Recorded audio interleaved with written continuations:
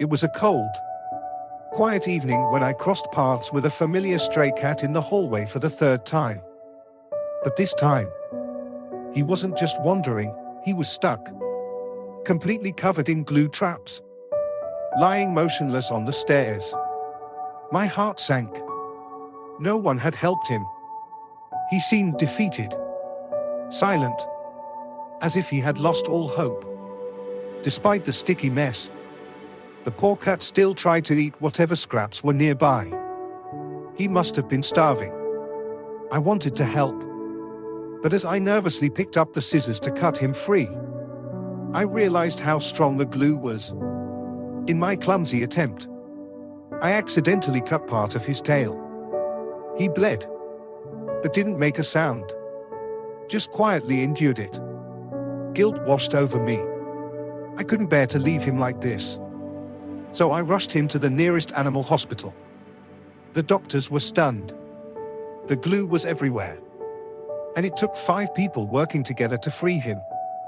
Even through all that pain and chaos, the cat remained calm, no growling, no resistance, just quiet acceptance. That's when I learned that edible oil and flour could dissolve glue. They worked carefully, rubbing oil over his fur and then using flour to dilute it, before rinsing him clean. Unfortunately, his tail couldn't be saved, and they had to amputate it. He also had multiple wounds and broken teeth, signs of a hard life on the streets. But even after all of this, he was so gentle, resting on the nurse's shoulder, purring softly. The staff couldn't believe how docile and sweet he was. Despite everything, he was about 2 years old and severely underweight, barely 4.5 pounds. He had big, expressive eyes that seemed to thank everyone for their care. We arranged for him to stay in the hospital for a few days to monitor his condition. If all went well, he'd be able to come home with me in a week. The week passed, and he improved each day. His wounds started healing, and his appetite returned. He responded to the nurses, purring every time they called his name. I decided to name him Fufu. But just when I thought things were getting better, Fufu started coughing. It wasn't just a cold, he had developed a respiratory infection and needed to be hospitalized again. He looked at me with those big eyes, and I could tell he was scared. My heart broke for him. His condition was serious: low antibodies, anemia, and bladder crystals. But with the right care, the doctors assured me he would recover. I visited him every day during his stay. He'd greet me with a soft meow, showing me that he hadn't given up.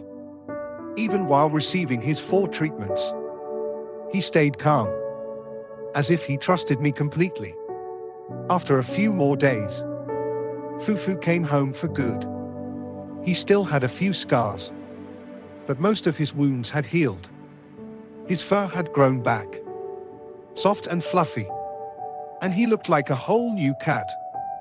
He wasn't the frightened, helpless stray I'd met on the stairs anymore. He was playful, affectionate, and full of life.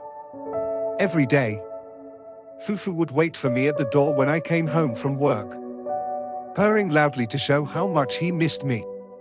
He'd bring me his toys, play with me, and then fall asleep beside me, his little body curled up in warmth and trust.